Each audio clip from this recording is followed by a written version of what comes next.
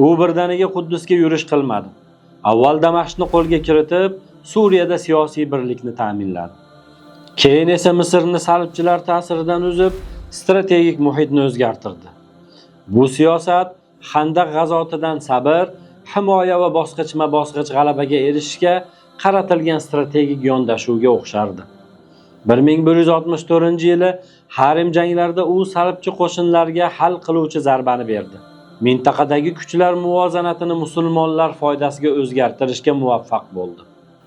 1171-yili Nuriddin Zinki tomonidan Fotimiylar xalifaligi tugatildi.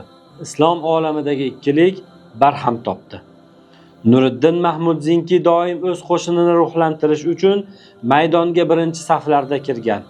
U har bir jangda shaxsan ishtirok etib, shahidlik orzusi bilan dushmanga kurashgan edi. Ammo Alloh taolo unga jang maydonida shahid bo'lishni taqdiriga nasib etmadi. Nuriddin Zinki nafaqat mohir sarkarda, balki adolatni, davlat boshqaruvini asosi qilgan rahbar edi. Xalq uni Amirul Adl, ya'ni odil amir deb atadi.